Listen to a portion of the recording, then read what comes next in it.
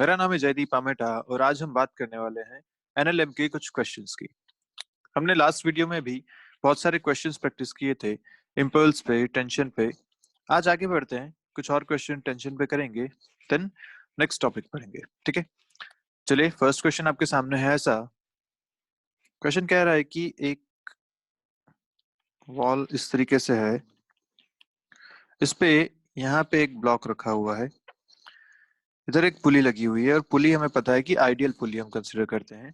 Ideal पुली मतलब जिसपे कोई फ्रिक्शन नहीं होता, जिसका कोई मास नहीं होता। मतलब आइडियल पुली के ऊपर से जो रोप निकलती है, जो स्ट्रिंग निकलती है, उसमें टेंशन हर पॉइंट पे सेम होती है। तो ऐसी एक आइडियल पुली आपको यहाँ पे दे रखी है। दे रखा है कि इसका जो मास है वो 7 kg है और जो नीचे है इसका मास 3 kg है। पूछा गया आपसे, बताइए tension in the string and acceleration of the blocks. ठीक है, tension in the string and acceleration of the blocks. क्या करना चाहिए भाई? एफबीडी बनानी चाहिए। चलिए बनाते हैं। 7 kg की अगर एफबीडी बनाऊं तो नीचे इस पे लग रहा है mg विच इज 70, सीधा लिख देते हैं। ठीक है, ऊपर इस पे लग रहा है नॉर्मल रिएक्शन इसका, इस तरफ इस पे लग रहा है टेंशन फोर्स। बस ये तीन फोर्सेस हैं इस पे। अगर 3 kg के लिए एफबीडी बनाई जाए तो ऊपर इस पे लग रहा है टेंशन फोर्स, नीचे इस पे लग रहा है 30। बस ये दो फोर्सेस हैं इस पे, और कोई फोर्स नहीं है। अब क्योंकि ये सिस्टम इक्विलिब्रियम में नहीं है, ये मोशन में आएगा, तो जब इसका एक्सेलरेशन है तो ये बात हम समझ पाते हैं कि जब दोनों स्ट्रिंग या दोनों मास एक ही स्ट्रिंग से कनेक्टेड हैं तो दोनों का एक्सेलरेशन भी सेम होना चाहिए। क्योंकि भाई जितना ये नीचे जाएगा उतना ही ये इस तरफ चलेगा, तो ये इनका एक्सेलरेशन होगा। तो यहाँ से हम देख सकते हैं कि इसका एक्सेलरेशन आएगा नीचे की तरफ और इसका एक्सेलरेशन आएगा इस तरफ। अब अपन बनाते हैं F equal to M A की इक्वेशन। तो अगर इस ब्लॉक के लिए देखूं तो इसके लिए y डायरेक्शन में भी फोर्सेस हैं और x डायरेक्शन में भी फोर्सेस हैं। तो y डायरेक्शन के फोर्स से हमें कोई मतलब है क्या? क्योंकि हमें एक्सेलरेशन चाहिए, टेंशन चाहिए, ये सारी चीजें x की तरफ है, तो हमें y के डायरेक्शन से कोई फोर्सेस का मतलब नहीं है, इसलिए हम उसको इक्वेशन नहीं लिखेंगे। भाई यहाँ पे इक्वेशन आप y में लिखोगे तो क्या आ जाएगा आपके पास? n इक्वल टू 70 ये मिलेगा, क्योंकि y डायरेक्शन में कोई एक्सेलरेशन नहीं। Net force zero, net force zero मतलब n minus 70 equal to zero या n इक्वल टू 70। पर इसका कोई यूज नहीं है अपने पास, तो अपन इसको बचा सकते हैं, इक्वेशन नहीं लिखेंगे, टाइम बचा सकते हैं। एक्स में अगर इक्वेशन लिखें तो एक्स में इस पे सिर्फ एक force T equal to M A, M is 7, acceleration is a। ये अपने लिए काम की इक्वेशन है। अगर इसके लिए आए तो इसके लिए वर्टिकल में फोर्सेस हैं, हॉरिजॉन्टल में कोई फोर्सेस नहीं है। वर्टिकल में जिधर एक्सेलरेशन उसको अपने को पॉजिटिव मानना चाहिए, तो 30 माइनस टी इक्वल टू 3 है। ये यहाँ की इक्वेशन बन जाएगी F equal to M A से। F कैसे लिखते हैं? जिधर एक्सेलरेशन वो फोर्स पॉजिटिव लीजिए, अपोजिट फोर्स को नेगेटिव लीजिए। तो 30 minus T equal to M A 3 है। दो इक्वेशन आपके पास आ गई, दो अननोन है टी और ए, आराम से कैलकुलेट किया जा सकता है। यहाँ से टी इक्वल टू 7 है मैं इधर रखता हूँ, तो 30 माइनस 7 ए इक्वल टू 3 ए। ये हो जाएगा 10 ए हो गया आपके पास 3 मीटर पर सेकंड स्क्वायर। एक बार आ गया तो यहाँ से टी आपके पास आ जाएगा 21 न्यूटन्स। क्लियर है बात? चलिए नेक्स्ट क्वेश्चन देखते हैं। नेक्स्ट क्वेश्चन आपको कह रहा है कि एक लिफ्ट है, वो ऊपर जा रही है, गोइंग अप लिखा हुआ है। ठीक है, the total mass of the lift and the passenger is 1500 kgs. Okay, the variation in the speed of the lift is as shown. यहाँ पे दिखा रखा है आपको ग्राफ से, वीटी ग्राफ से आपको स्पीड का वेरिएशन दिखा रखा है। पूछा first, what will be the tension in the rope pulling the lift. तो जो लिफ्ट है वो इस तरीके से है और ये इसकी रोप है जो इसको ऊपर की तरफ खींच रही है ना। लिफ्ट की रोप होती है जो ऊपर की तरफ इसको खींचती है या नीचे की तरफ लेके चलती है। तो पूछा गया इसमें कि भाई इस पूरी लिफ्ट का जो मास है वो है 1500 kgs, अंदर जो पर्सन है वगैरह सब मिला के टोटल मास जो रोप पे है वो 1500 kgs का लगा हुआ है। Tension in the rope eight 1 second, ये आपसे पूछा गया। 1 सेकेंड पे टेंशन कितनी है? टेंशन कैसे निकालें? तो भाई टेंशन फोर्स इस पे लग रहा होगा ऊपर की तरफ, इस पूरे का mg नीचे की तरफ, और इसका एक्सेलरेशन हमें देखना पड़ेगा कि किस तरफ है, तभी हम टेंशन बता पाएंगे। तो एक्सेलरेशन के लिए आपको ये ग्राफ दे रखा है। अब वीटी ग्राफ से एक्सेलरेशन कैसे निकालें? एक्सेलरेशन होता है slope of the velocity time graph. तो स्लोप देखिए, कब पूछा गया आपसे? 1 सेकंड पे। तो 1 सेकंड मतलब ये वाला पार्ट आपको कहीं ना कहीं पूछा गया है। तो इस 1 सेकंड पे स्लोप कितना है? तो स्लोप देख सकते हैं। अच्छा, यहाँ पे आपको इसका जो वैल्यू है वो भी दे रखा है। दिस इज 3.6, ये आपको गिवन है 3.6 के बराबर। तो स्लोप भी हम देख सकते हैं हम यहाँ पे। तो t equal to 1, acceleration equal to slope क्या हो जाएगा? 3.6 by 2, which is 1.8 meter per second square. This will be the acceleration. Clear है बात? स्लोप निकालना आता है ना, टेन थीटा। टेन थीटा कैसे लिख सकते हो? ये हाइट बाय इस 3.6/2। और इसका एक्सेलरेशन किस तरफ है, ऊपर या नीचे, कैसे पता चलेगा? तो भाई लिखा हुआ है यहाँ पे लिफ्ट इज गोइंग अप, और ये देखिए ग्राफ में वेलोसिटी लगातार इंक्रीज हो रही है इस टाइम पे। तो वेलोसिटी इंक्रीज होती है मतलब वेलोसिटी और एक्सेलरेशन सेम डायरेक्शन में होते हैं, तो एक्सेलरेशन ऊपर की तरफ है यहाँ पे। ठीक है, अब आप आराम से बता सकते हैं। एक्सेलरेशन को आपने पॉजिटिव ले रखा है। इसके लिए अगर अपन फ्री बॉडी डायग्राम की इक्वेशन लिखें तो लिख सकते हैं T minus M G equal to M A. T हो जाएगा M G plus M A. M हो गया आपका 1500, जी आपको बोला है लेना है 9.8 के बराबर, तो जी हो गया 9.8। एक्सेलरेशन आपने कैलकुलेट किया 1.8। यहाँ से आप अपना फाइनल आंसर बता सकते हैं कि 1 सेकंड पे इसमें टेंशन कितनी होगी। ठीक है, तो इसका जो आंसर फाइनली आता है वो आता है 1700 या 17,400 Newton's. This will be the final answer. Calculation आप करिए, फिर मैं आपको तरीका बता रहा हूँ कि कैसे आप ग्राफ से एक्सेलरेशन कैलकुलेट करेंगे और फिर वहां पे यूज करके टेंशन फाइंड करेंगे। इसी में आपसे सेकंड पूछा गया कि 6 सेकंड्स पे कितना इसमें टेंशन होगी, तब ये आप करेंगे 6 सेकंड्स मतलब ये वाला पोर्शन बीच में आ रहा होगा, इस पोर्शन की कई बात है क्योंकि 2 4 6 ऐसा है। तो 6 सेकंड मतलब यहाँ की बात है, यहाँ पे एक्सेलरेशन कितना है? इस पॉइंट पे एक्सेलरेशन है 0, क्योंकि इस पॉइंट इस लाइन का स्लोप कितना है? 0। जब स्लोप 0 तो एक्सेलरेशन 0। हम कह सकते हैं कि 6 सेकंड्स पे एक्सेलरेशन इज 0। इसका मतलब जो टेंशन है वो सीधा सीधा mg के ही इक्वल होगी। आंसर आप सीधा लिख सकते हैं 1500 इंटू 9.8, जो भी यहाँ से आंसर आता है वो आपका आंसर हो जाएगा। ठीक है, और तीसरी में थर्ड आपसे पूछा गया 11 सेकंड्स पे। 11 सेकंड ये वाला पोर्शन बनाता है। 11 सेकंड पे जो एक्सेलरेशन है वो नेगेटिव है। देखिए वेलोसिटी लगातार यहाँ पे कम हो रही है। जब वेलोसिटी कम हो रही है तो यहाँ पे अब एक्सेलरेशन जब लिखा जाएगा तो एक्सेलरेशन होगा नीचे की तरफ, और जब एक्सेलरेशन नीचे की तरफ है तो इक्वेशन लिखी जाएगी mg minus T equal to M A. तो यहाँ से टी आपको मिलेगा mg माइनस एम ए के बराबर। ठीक है, ये आपका हो जाएगा 6 सेकंड्स वाली इक्वेशन। आप खुद सॉल्व करेंगे इसको, मैं आपको आंसर बता देता हूँ। जो 6 सेकंड पे आपका आंसर आ रहा है, सॉरी ये वाला इक्वेशन हो जाएगी 11 सेकंड्स के लिए। 6 सेकंड पे जो आपका आंसर आ रहा है वो आ रहा है आपका 14,700 न्यूटन्स। जी को 9.8 लेना है, और t इक्वल टू 11 सेकंड्स पे आपकी जो आ रहा है एक्सेलरेशन, एक्सेलरेशन तो आपको मिला -1.8 के बराबर क्योंकि स्लोप सेम ही था, और जो टेंशन का फाइनल आंसर आ रहा है वो आ रहा है 12,000 न्यूटन्स के बराबर। तो आप इनको क्रॉस चेक करेंगे एक बार और देखेंगे कि आपका आंसर सेम है या नहीं। ठीक है, इसी में जो सेकंड पार्ट कह रहा है वो क्या कह रहा है, देखिए what is the height to which the lift takes the passenger. कितनी हाइट तक ये लिफ्ट इस पैसेंजर को लेके गई अकॉर्डिंग टू दिस ग्राफ। इस ग्राफ के हिसाब से आपको वो हाइट बतानी है। कैसे बताएंगे हाइट? हाइट मतलब क्या? लिफ्ट का मोशन कैसा है, ऊपर की तरफ। तो ऊपर की तरफ जो इसका डिस्प्लेसमेंट है वही तो हाइट है। भाई लिफ्ट चलना शुरू हुई, जितना ऊपर गई उसी को आप बोलोगे कि इतनी हाइट तक लेके गई, और वही तो उसका डिस्प्लेसमेंट भी है।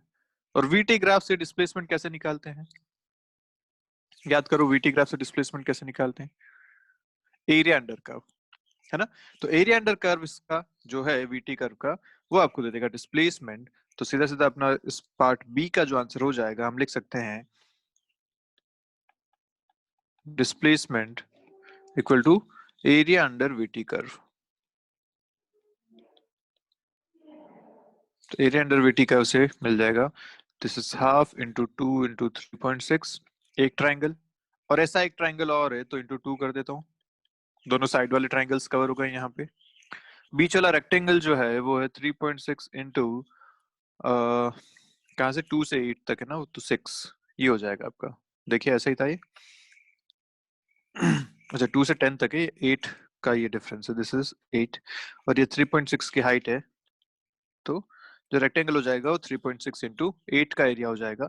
बाकी दोनों ट्राइंगल्स हैं वो बेस 2 है और हाइट 3.6 है, तो वो करके अपन कर सकते हैं, ये आपका फाइनल आंसर हो जाएगा। तो this will be the displacement जिसका फाइनल आंसर आता है 36 मीटर्स। ठीक है, this will be the final answer. और इसी में आपसे थर्ड क्वेश्चन पूछा गया कि what will be the average velocity and acceleration during the course of the entire motion. Average velocity का फॉर्मूला आपको याद है, total displacement by total time. Displacement आप अभी फाइंड किया है, टोटल टाइम दे रखा है 12 सेकंड्स, आप आराम से कैलकुलेट कर सकते हैं। Answer will be 3 metre per second. Area 36 आया था, टाइम 12 है, एवरेज वेलोसिटी विल बी 3। ठीक है, acceleration during the course, acceleration क्या होता है, change in velocity by total time. Change in velocity, total की बात कर रहे हैं, एवरेज एक्सेलरेशन की बात हो रही है, तो चेंज इन वेलोसिटी कितना है, बेस शुरू हुआ था ये 0 से और खत्म भी हुआ है ये 0 पे, तो चेंज इन वेलोसिटी कितना है, 0। एवरेज एक्सेलरेशन भी कितना है, 0। क्लियर है बात। तो एवरेज एक्सेलरेशन का आंसर आएगा यहाँ पे 0 के बराबर, क्योंकि change in velocity by time, total motion के लिए चेंज इन वेलोसिटी इज 0, इसलिए एक्सेलरेशन भी 0। ठीक बात। चलिए नेक्स्ट क्वेश्चन आपसे पूछा गया with what minimum acceleration can a fireman slide down a rope whose braking strength is 2/3 of his weight। लिख लेते हैं, आपसे पूछा गया a minimum acceleration of the fireman with which he can slide down, तो नीचे की तरफ एक्सेलरेशन है उसका, ये बात समझ में आ गई, with which he can slide down a rope whose braking strength मतलब मैक्सिमम टेंशन जो वो बियर कर सकती है, whose braking strength is 2/3 of his weight। ठीक है, ये आपसे का सामने क्वेश्चन है, बहुत आसान सा क्वेश्चन है, सीधा सीधा F इक्वल टू हमें करना है। क्या करेंगे इसमें अपन, तो चलिए फायरमैन बना लेते हैं। ये एक फायरमैन है जो नीचे उतरने की कोशिश कर रहा है यहाँ से रोप पकड़ के। ठीक है, स्लाइड कर रहा है इस रोप पे, तो जब स्लाइड कर रहा है तो इसका अगर मैं फ्री बॉडी डायग्राम बनाऊं तो फ्री बॉडी डायग्राम कैसा बनेगा, ऊपर इस पे टेंशन फोर्स लग रही है, नीचे इसका अपना mg लग रहा है, और इसका एक्सेलरेशन भी है नीचे की तरफ।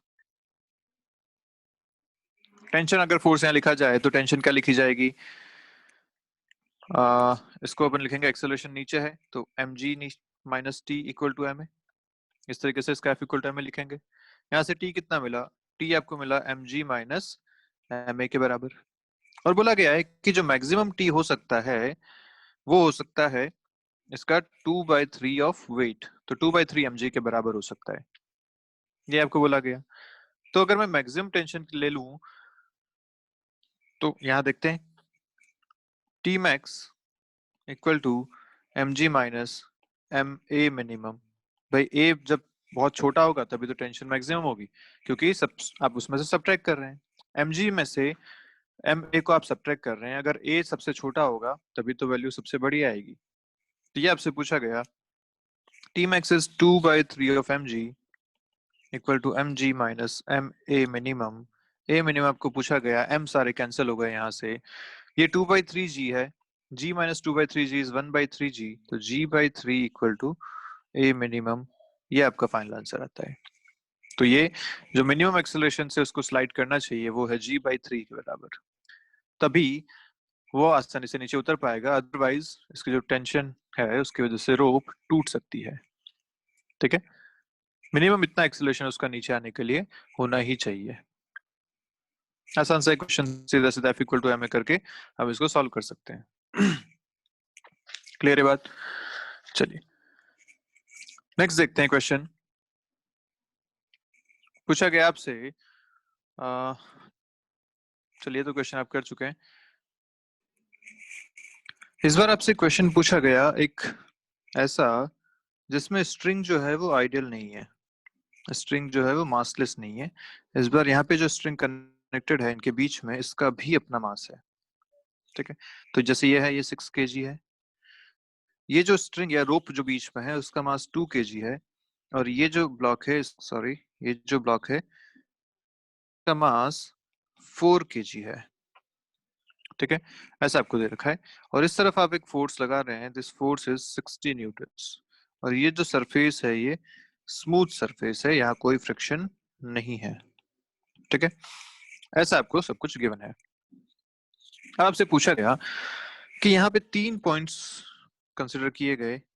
एक पॉइंट है ये जो इस ब्लॉक और स्ट्रिंग को जस्ट कनेक्ट करता है, let's this point is C, ये इसका मिड पॉइंट लेट्स बी, और एक ये वाला पॉइंट जो इस ब्लॉक और स्ट्रिंग को कनेक्ट करता है, पॉइंट ए। आपसे पूछा गया कि एक तो इस पूरे सिस्टम का एक्सेलरेशन बताइए, और दूसरा इस रोप के इन तीनों पॉइंट्स पे टेंशन बताइए। क्या क्या? एक तो एक्सेलरेशन ऑफ द सिस्टम, और दूसरा टेंशन एट द 3 पॉइंट्स जो आपको गिवन है ABC of the rope.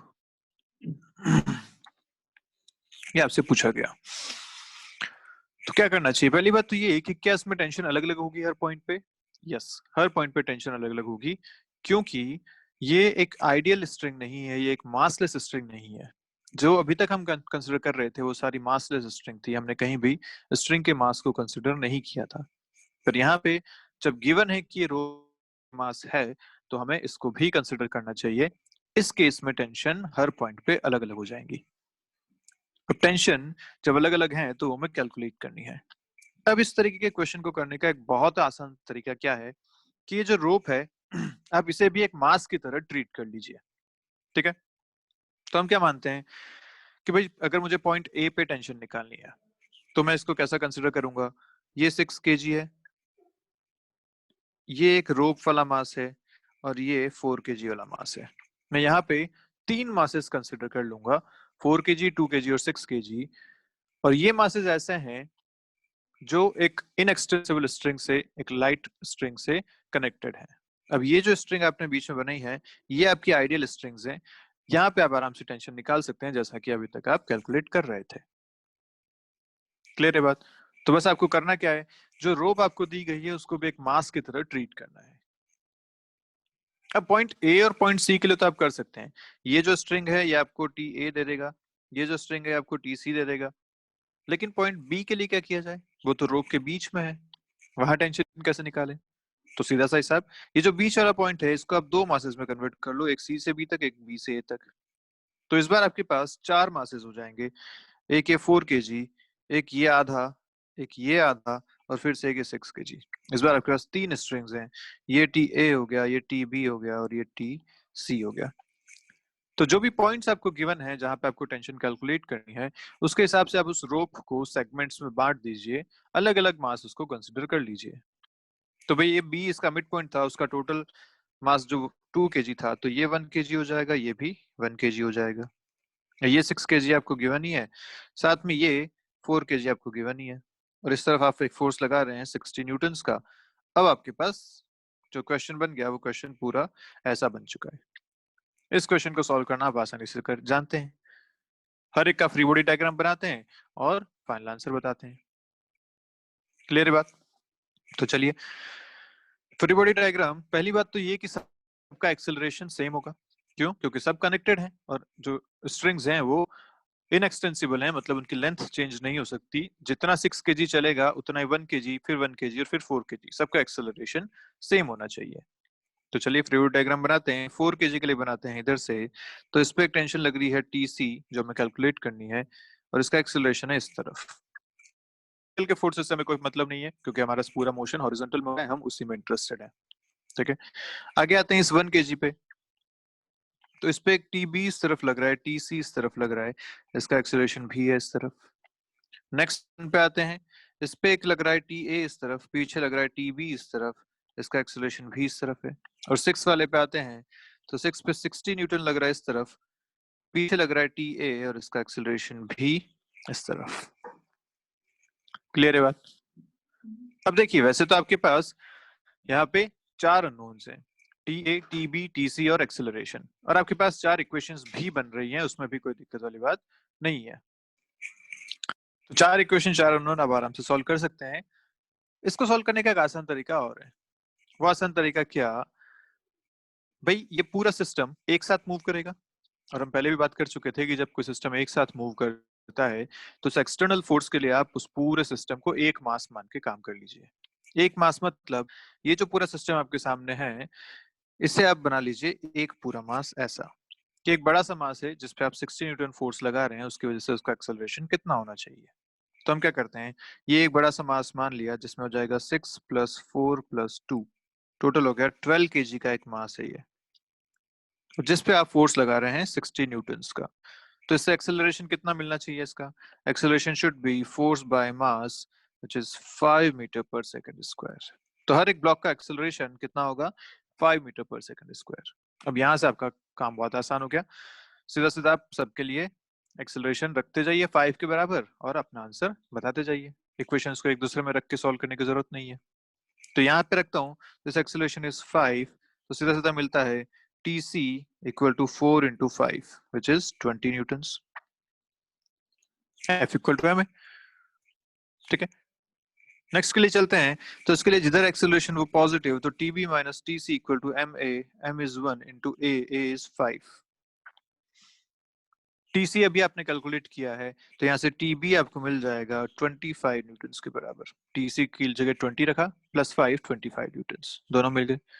Next पे चलते हैं, तो TA - TB = अगेन 1 × 5।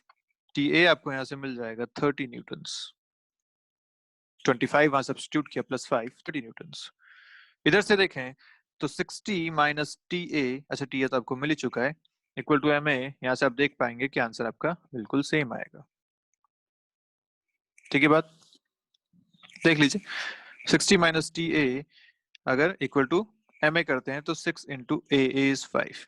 देख पा रहे हैं यहाँ से TA कितना मिल रहा है आपको? अगेन 30 न्यूटन्स के बराबर, जो कि आपका यहाँ से सेम आ रहा है। ठीक बात? तो इस तरीके से इस क्वेश्चन को सॉल्व कर सकते हैं। जब भी आपको रोप का भी मास दे दिया जाए तो कुछ नहीं करना, आपको उस रोप को कंसिडर कर लेना है एज अ ब्लॉक, और उस ब्लॉक को आप कनेक्ट कर दीजिए एक सिंपल स्ट्रिंग से, मासलेस स्ट्रिंग जो अभी तक अपन करते आए हैं वैसा। तो जिस जिस पॉइंट पे टेंशन पूछी है उसको आप अलग अलग सेगमेंट्स में बांट दीजिए। पूरी रोप पे अगर 3 पॉइंट्स पे टेंशन थी तो मिड पॉइंट से हमने उसको 2 में बांट दिया, दोनों कॉर्नर्स और मिड पॉइंट हमें टेंशन वहां पे मिल गई। ठीक है, चलिए एक क्वेश्चन और पूछा गया आपसे, कुछ कुछ वो क्वेश्चन ऐसा ही है। क्वेश्चन क्या कह रहा है देखते हैं। एक सपोर्ट ऐसा आपको दे रखा है, यहाँ पे एक रोप बंधी हुई है, यहाँ पे एक मास है ऐसा, इसके नीचे एक रोप और है, और उसके नीचे भी एक मास बंधा हुआ है इस तरीके से। ठीक है, बोला गया कि इसका जो मास है वो है 1.9 kg और इसका जो मास है वो है 2.9 kg। पॉइंट्स आपको दे रखे हैं। Two blocks of masses 2.9 kg and 1.9 kg are suspended from a rigid support by two inextensible wires, each of length 1 meter। दोनों की लेंथ कितनी है? 1 मीटर की लेंथ है। ठीक है, the upper wire has negligible mass. Okay, इस wire का मास 0 है, तो मतलब ये आइडियल स्ट्रिंग की तरह बिहेव करेगा। And lower wire has uniform mass of 0.2 kg पर मीटर। इसका मास आपको गिवन है 0.2 kg। 1 मीटर का वायर है, इस पूरे वायर की जो मास है वो 0.2 kg पर मीटर, मतलब यूनिफॉर्मली डिस्ट्रीब्यूटेड मास है। तो आप किसी भी सेक्शन को उठाएंगे छोटा सा तो उसका मास इस सेक्शन के बराबर ही मिलने वाला है, ऐसा इसमें बोला गया। यूनिफॉर्म मतलब इस तरीके से आप इसको ट्रीट कर सकते हैं। The whole system of the blocks wires in the support have an upward acceleration of 0.2 meter per second square। Okay, इस पूरे सिस्टम का ऊपर की तरफ एक्सेलरेशन है 0.2 मीटर पर सेकंड स्क्वायर। पूरा सिस्टम ऊपर की तरफ मूव कर रहा है। Acceleration due to gravity is 9.8, G यहाँ दे रखा है आपको 9.8 metre per second square. Find the tension at the mid point of lower wire, यहाँ पे आपको टेंशन पूछी गई, mid point of the lower wire point B, mid point of the upper wire, और यहाँ पे आपको पूछी गई टेंशन पॉइंट ए पे। Tension at A and tension at B आपसे पूछा गया है, ठीक है। तो चलिए देखते हैं, जी की वैल्यू आपको 9.8 लेनी है, ये आपको गिवन है। बनाते हैं फ्री बॉडी डायग्राम आसानी से। क्या करें, तो भाई आपको जब बी पे पूछा गया टेंशन एट बी, आपने क्या करना चाहिए, इस पूरी रोप का मास है और बी है मिड पॉइंट, तो हमें क्या करना चाहिए, इस बी तक के पोर्शन को भी एक मास की तरह ट्रीट करना चाहिए। तो ये कितना हो जाएगा, देखो ये 2.9 नीचे है, इसके ऊपर ये बी वाला पोर्शन इतना है, और ये जो बी वाला पोर्शन है मिड पॉइंट है, तो इस हाफ का मास कितना हो जाएगा, 0.1 के बराबर, क्योंकि टोटल मास कितना था इसका 0.2, तो ये मास हो गया 0.1। अब ये हमें टोटल सिस्टम कंसिडर करना चाहिए, क्योंकि हमें टेंशन चाहिए यहाँ पे विच इज टी बी, ऊपर की तरफ जिसको पकड़ के रखे हुए। अब इस पूरे का नीचे mg कितना लगेगा, तो टोटल मास ये कितना हो गया, ये हो गया 0.1 प्लस 2.9, ये total mass into G is 9.8, ये नीचे की तरफ एक्ट कर रहे हैं। और इस पूरे सिस्टम का एक्सेलरेशन भी आपको दे रखा है ऊपर की तरफ, which is 0.2 metre per second square. बस यहाँ से सीधा सीधा आपको टेंशन एट बी कैलकुलेट हो जाएगा। क्या लिखेंगे, टी बी माइनस ये हो जाएगा 3, तो 3 into 9.8 equal to total mass कितना है 3 इंटू 0.2। क्लियर है बात, इस तरीके से आप इसको सॉल्व करेंगे, तो 0.2 और 9.8 मिलके हो जाएंगे 10। आपका आंसर आएगा T B equal to 30 newtons. This will be your answer. Clear है सारी बातें, कोई दिक्कत यहाँ तक, पक्की बात। चलिए, ऊपर वाली स्ट्रिंग के मिड पॉइंट पे अगर टेंशन निकालनी है तो हमें सिस्टम कौन सा लेना चाहिए, ये पूरा सिस्टम जो इससे नीचे है, क्योंकि इसी को तो उसने उठा रखा है। यहाँ पे जो टेंशन आएगी वो किस किस वजह से आएगी, जो जो मास इसके नीचे हैं वो सारी टेंशन उसमें आएगी। जब हमें यहाँ कैलकुलेट करना था तो हमने इसके नीचे का मास कंसिडर किया था, अब जब ए पे निकालना है टेंशन तो अब ये वाला पूरा मास कंसिडर करेंगे, और ये पूरा मास कितना है, तो ये मास देखिए, इस स्ट्रिंग का तो कोई मास है नहीं, तो उस पर कोई दिक्कत वाली बात नहीं है। बच्चा ये 1.9, ये 0.2 और ये 2.9, ये टोटल मास जो है वो यहाँ की टेंशन को प्रोड्यूस करेगा। तो चलिए जल्दी से बना देते हैं।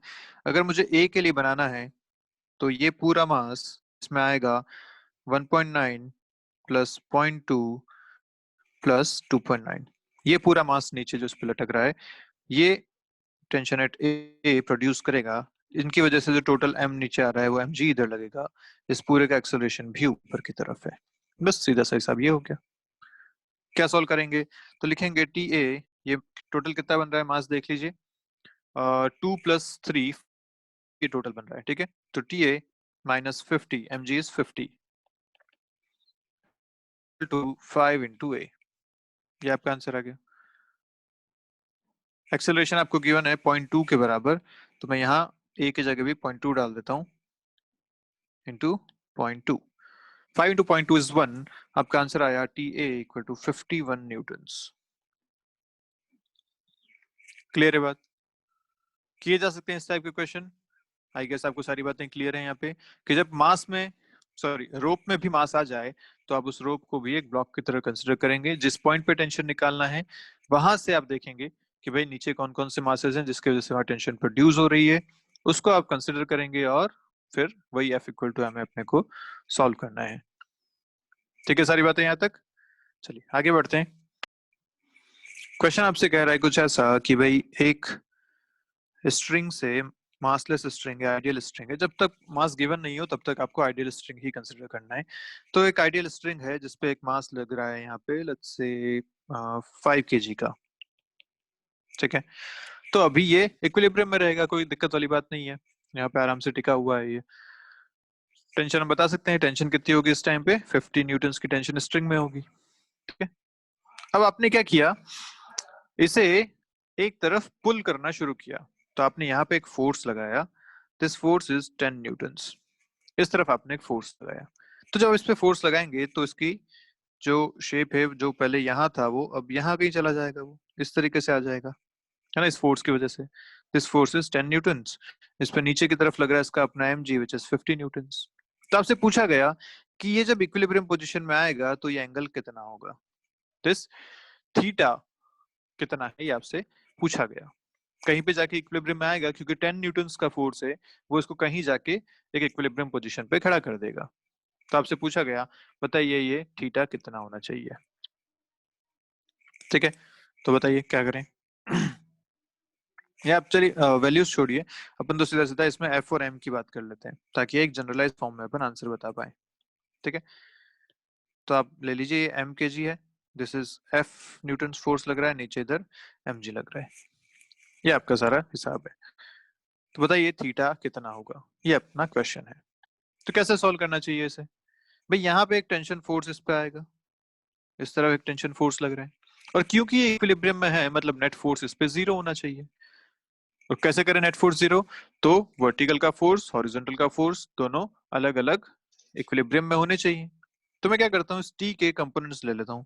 ये एंगल अगर थीटा तो ये एंगल भी थीटा, इधर आएगा टी कॉस थीटा, इस तरफ आएगा टी साइन थीटा। कंपोनेंट्स लेने में आते हैं, जिधर थीटा उधर कॉस थीटा कंपोनेंट, बाकी वाला साइन थीटा कंपोनेंट। अब देखो summation F X equal to zero क्योंकि इक्विलिब्रियम में है, एक्स का नेट फोर्स जीरो मतलब F equal to T sine theta, ये हमें मिल गया। और ऐसे ही summation F Y equal to zero, Y direction में भी फोर्स जीरो होना चाहिए मतलब M G equal to T cos theta, ये हमें मिल गया। क्लियर है बात। मैं क्या करता हूँ इन दोनों को डिवाइड कर देता हूँ, दोनों इक्वेशंस को डिवाइड कर देता हूँ, तो देखो क्या मिलता है। यहां से मिला F by M G equal to tan theta, T से T cancel, sine by cos is 10, तो आपको आंसर मिल गया theta equal to tan inverse F by M G. This will be your final answer. Clear है बात, कोई दिक्कत इस पूरे में। ठीक है, तो अब इसमें क्या है कि फोर्स किसी भी टाइप का लगा सकते हैं। यहाँ पे आपने सीधा सीधा फोर्स लगा दिया, कभी कह सकते हैं कि इस पे बॉल आके टकराई तो इम्पल्स फोर्स लगेगा। इम्पल्स फोर्स कितना लगता है ये भी हम जान चुके हैं, हमने क्वेश्चन देखा था। तो इम्पल्स की वजह से जो फोर्स लग रहा है तो पूछेंगे कितना जाके झूल गया ये, तब भी हम इस टाइप के क्वेश्चन कर सकते हैं। ठीक है, चलिए आगे बढ़ते हैं। नेक्स्ट क्वेश्चन जो आपसे पूछा गया वो कह रहा है कि भाई एक पुली पे, एक आइडियल पुली है इस तरीके की जो भी यहाँ से सपोर्टेड है ऐसा, इस पे आपने एक स्ट्रिंग बांध दी इस तरीके से, और उस स्ट्रिंग के इस तरफ एक मास लगाया m, इस तरफ एक मास लगाया 2m। ठीक है, पूछा आपसे कि बताइए एक्सेलरेशन और टेंशन इन द स्ट्रिंग कितनी होगी। एक केस आपको ये दिया हुआ है, दूसरे केस में वही पुली, वही एक तरफ मास m और इस तरफ इस बार मास 2m ना लटका के एक फोर्स नीचे की तरफ लगा दिया equal to the weight of the previous object 2mg।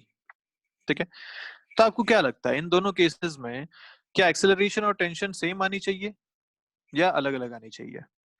भाई देखिए इधर जितना फोर्स नीचे लगेगा ना 2mg के बराबर वेट इसका लगेगा, उतना ही एक्सटर्नल फोर्स आपने यहाँ पे लगा दिया 2mg के बराबर। ठीक है, तो आपसे पूछा गया बताइए इन दोनों केसेस में acceleration of the blocks and tension in the string क्या दोनों सेम होंगी या अलग अलग होंगी, ये आपका क्वेश्चन है। ठीक है, तो चलिए सॉल्व करते हैं, देखते हैं क्या हिसाब है। इधर अगर m के लिए फ्री बॉडी डायग्राम बनाए तो टेंशन ऊपर, इसका mg नीचे, 2mg के लिए बनाए तो 2mg नीचे, टेंशन ऊपर, इसका एक्सेलरेशन होगा नीचे की तरफ, इसका एक्सेलरेशन होगा ऊपर की तरफ, ये तो हम जानते हैं। जो हैवी ब्लॉक होगा वो नीचे चलेगा और उसकी वजह से जो लाइटर ब्लॉक होगा वो ऊपर की तरफ चलेगा, दोनों का एक्सेलरेशन सेम होगा क्योंकि सेम स्ट्रिंग से कनेक्टेड है। ठीक है, यहाँ तक सारी बातें ओके। इस केस में अगर देखें तो इक्वेशन बनाते हैं जल्दी से, t minus M G equal to M A, first से बनी जिधर एक्सेलरेशन वो पॉजिटिव, इधर से लिखेंगे 2mg minus T equal to 2ma, ये यहां से बनेगी।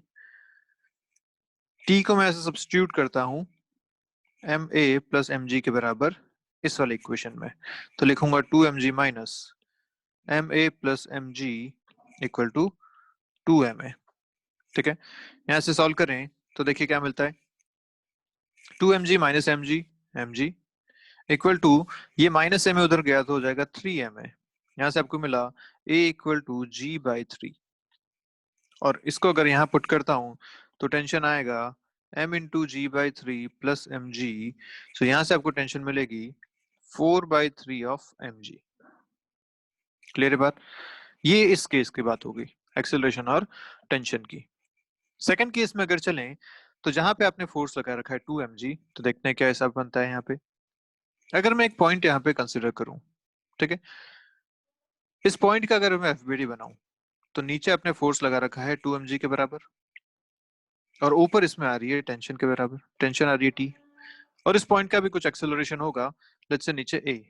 लेकिन क्योंकि ये लाइट स्ट्रिंग है, ये मासलेस स्ट्रिंग है, तो इस पॉइंट का कोई मास तो है नहीं।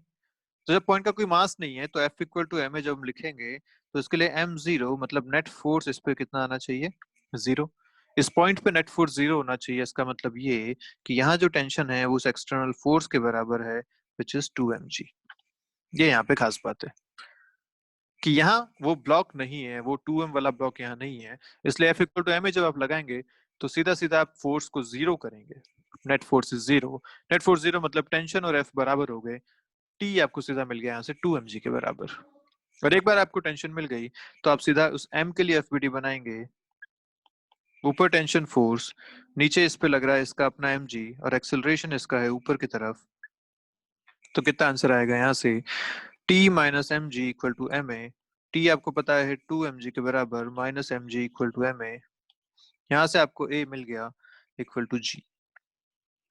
तो यस, दोनों केसेस में आंसर आपके अलग अलग आए हैं, और वो इसलिए क्योंकि नेट मास यहाँ पे जो है वो चेंज है। फर्स्ट केस में अगर मास देखो तो 2m एक मास एक्स्ट्रा है, जो कि सेकंड केस में नहीं है। भले ही फोर्स बराबर लगा, लेकिन सिर्फ फोर्स से आप एक्सेलरेशन को इक्वल नहीं कह सकते, क्योंकि मासेस यहाँ पे चेंज है। क्लियर है बात? ठीक है, तो इस टाइप के क्वेश्चन आपसे पूछे जा सकते हैं, हमें करने आने चाहिए। आसान क्वेश्चन है, कोई खास बात नहीं है इनमें। ओके, चलिए नेक्स्ट देखते हैं। नेक्स्ट क्वेश्चन देखते हैं। क्वेश्चन आपसे कह रहा है कुछ ऐसा, अच्छा क्वेश्चन है, ध्यान दीजिएगा। एक पूरा बेस ऐसा बना हुआ है, इस पे एक मास यहाँ पे रखा हुआ है इस तरीके से। इस मास से एक पुली अटैच्ड है, ठीक है। इस पुली से दो, मतलब एक स्ट्रिंग इस पे इस तरीके से निकल रही है इस पुली पे, और ये स्ट्रिंग यहाँ पे क्लैम्प्ड है, यहाँ पे फिक्स्ड है। इसका स्ट्रिंग का एक पोर्शन यहाँ पे फिक्स कर दिया, दूसरे पोर्शन को फिर से एक पुली से पास करवाया, दूसरा पोर्शन फिर से एक पुली से पास हुआ ऐसा, और यहाँ पे एक नीचे मास लगा रखा है, मास m, ठीक है। का एक क्वेश्चन आपके सामने, अब देखने में बड़ा कॉम्प्लेक्स लगता है लेकिन है नहीं। तो देखते हैं, ये मास m है, ये मास 2m है। पॉइंट्स आपको दे रखे हैं, this pulley is pulley p, this pulley is q, ऐसा आपको बोल रखा है। बोला गया आपसे कि एक तो सारी पुलीज और स्ट्रिंग्स जो हैं वो लाइट हैं, सारे सरफेसेस फ्रिक्शनलेस है, सब कुछ आइडियल की बात हो रही है। Calculate the acceleration of mass m, इस मास m का एक्सेलरेशन आपसे पूछा गया, ठीक है। दूसरी बात आपसे पूछी गई tension in the string P Q, P से क्यू के बीच का जो स्ट्रिंग है उसमें आपसे टेंशन पूछा गया। और तीसरा आपसे पूछा गया force exerted by the clamp on the पुली। ये जो आपसे क्लैंप दे रखा है यहाँ पे, ये वाला जो क्लैंप है, ये इस पुली पे कितना फोर्स लगाएगा, ये भी आपसे पूछा गया। सॉरी, ये वाला, ये जो क्लैंप है, ये पी वाला क्लैंप इस पुली पे कितना फोर्स लगाएगा, ये भी आपसे पूछा गया, ठीक है। ये क्वेश्चन आपके सामने है, force on pulley P by clamp, ठीक है। तो चलिए देखते हैं। अब इसमें जो एक खास बात है वो है कंस्ट्रेंट मोशन की। किसकी बात है? कंस्ट्रेंट मोशन की। तो ध्यान से समझिएगा,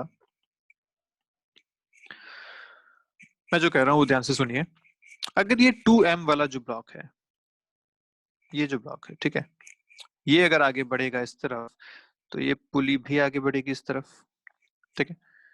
आप सोचिए कि ये जो सिस्टम है ये ऐसा है कि यहाँ पे एक पुली है, ये स्ट्रिंग इससे ऊपर से ऐसे निकल रही है, ठीक है, क्यू की बात कर रहा हूं मैं।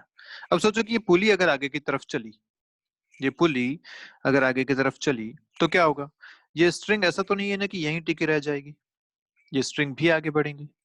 अब सोचो अगर ये पुली आगे बढ़ जाती है, मैं कहता हूं कि ये पुली जो बढ़ी, ये अभी थी यहाँ पे, ये इसकी इनिशियल पोजीशन थी, यहाँ से ये उठ के आ गई यहाँ तक, डी डिस्टेंस पे आ गई पुली। तो ये जो स्ट्रिंग्स थी, जो सोचो यहाँ से यहाँ तक ऐसे बंधी हुई थी, ये कितना चलेंगे?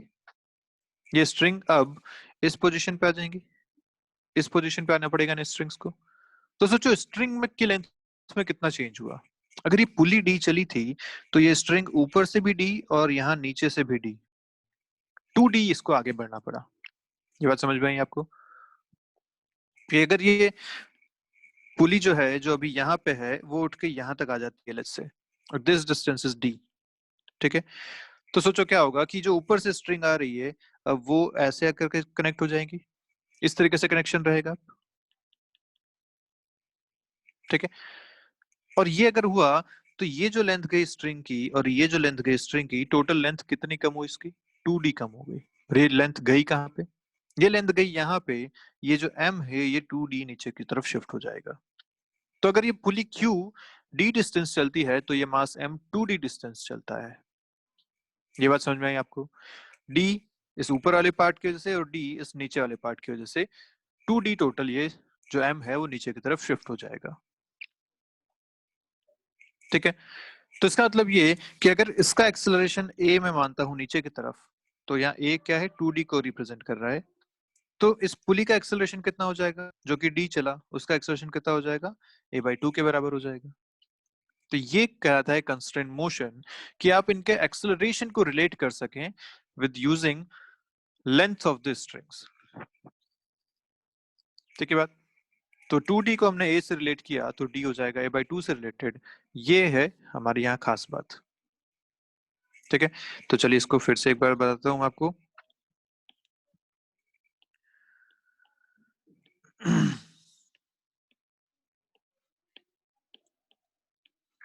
सिस्टम है कुछ ऐसा, इस टाइप का सिस्टम है, ठीक है। मैंने आपको बोला कि अगर एक Q आगे बढ़ता है बाय डिस्टेंस D, तो ये अब आ जाएगा यहाँ पे, पुली यहाँ पे आ गई।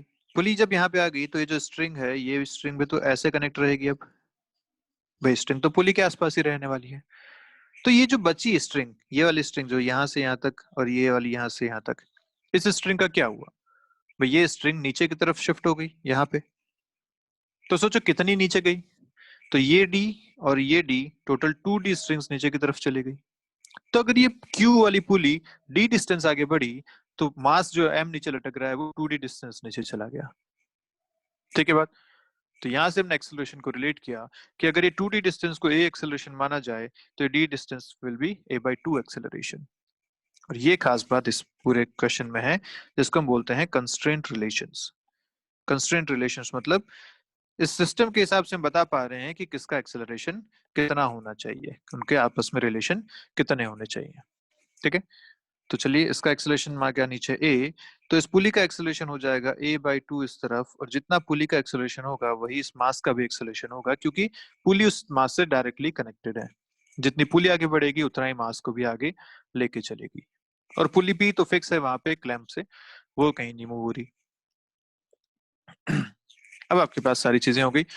अब इसमें लिख लीजिए कि अगर टेंशन यहाँ पे T है तो ये, क्योंकि पूरी एक ही स्ट्रिंग है, लाइट स्ट्रिंग है, तो सब जगह टेंशन T होगी। तो यहाँ पे भी टेंशन इसमें T आ रही होगी, यहाँ पे भी इसमें टेंशन T आ रही होगी। और ये दूसरे स्ट्रिंग है तो यहाँ पे टेंशन T' मान लेते हैं इस तरीके से, ठीक। अब बनाते हैं इसका फ्री बॉडी डायग्राम। इसको हटाते हैं। फ्री बॉडी डायग्राम बनाए तो सबसे पहले मैं बनाता हूँ 2m के लिए। तो इस पे एक ही फोर्स लग रहा है T' इस तरफ, इसका एक्सेलरेशन है a/2 इस डायरेक्शन में। ये इसका फ्री बॉडी डायग्राम हो गया। वर्टिकल से हमें यहाँ कोई मतलब नहीं है, मोशन इसका जो होगा वो हॉरिजॉन्टल में होगा। इस पुली के लिए मैं फ्री बॉडी डायग्राम बनाता हूँ। ये जो पुली Q है इसके लिए फ्री बॉडी डायग्राम बनाते हैं। इस पे एक स्ट्रिंग ऊपर है जिसमें टेंशन T है, एक स्ट्रिंग इधर है जिसमें टेंशन T है, और एक स्ट्रिंग इधर है जिसमें टेंशन T' है। और पुली का एक्सेलरेशन भी इस तरफ है a/2, लेकिन पुली का जो मास है वो है 0। पुली, आइडियल पुली आपको दे रखी है, आइडियल पुली का मास कितना होता है? 0 होता है। अब बनाते हैं इस कैपिटल M के लिए, यहाँ वाला। इसके लिए ऊपर टेंशन टी है, नीचे इस पे अपना mg लग रहा है इस तरफ, और इसका एक्सेलरेशन है नीचे की तरफ a। ठीक है, सारी बातें यहाँ तक। चलिए सॉल्व करते हैं जल्दी से। तो यहाँ पहले q को सॉल्व करते हैं। इसके लिए मैं लिखूंगा, जिधर इसका एक्सेलरेशन वो डायरेक्शन पॉजिटिव, पर सीधा हिसाब है कि F इक्वल टू ma जब इसके लिए लिखा जाएगा तो इसका मास है 0, तो नेट फोर्स इस पे कितना आना चाहिए, 0। तो नेट फोर्स अगर 0 है तो समझ में आता है कि T dash equal to 2T अपने को यहाँ से मिल रहा है। और ये बहुत ही इंपॉर्टेंट बात है कि जब भी एक मासलेस पुली होगी तो आप सीधा सीधा ऐसा कर सकते हैं कि इसके अगर दो तरफ टेंशन T और T है तो पीछे इसमें टेंशन 2T हो जाएगी सीधा, क्योंकि नेट फोर्स इस पे 0 आना है। नेट फोर्स 0 कब आ सकता है, जब इस पे नेट टेंशन 0 हो जाए। पुली पे तो टेंशन फोर्स होंगी, वो 0 हो जाए। तो ये जो टेंशन फोर्सेस हैं, एक तरफ T और T है, दूसरी तरफ T डैश है, तो सीधा सीधा आप T डैश को 2T यहाँ पे लिख सकते हैं। ठीक है बात। यहाँ अगर देखें तो this T dash equal to 2m into a/2, F equal to ma। T dash अभी हमने बताया 2T है, और इसको सॉल्व करें तो ये आ रहा है ma के बराबर। एक इक्वेशन यहाँ से अपने को और मिल गई। अगर इधर चलें तो यहाँ लिख सकते हैं mg minus T equal to ma, F equal to ma के हिसाब से। ma की जगह आपने लिखा हुआ है 2T, ठीक है, तो मैं इसको यहाँ डाल देता हूँ। mg minus T equal to ma की जगह डाल दिया 2T, यहाँ से मिला 3T, तो T में आपको मिल गया mg/3 के बराबर। एक बार T मिल गया तो आप सीधा सीधा a भी निकाल सकते हैं।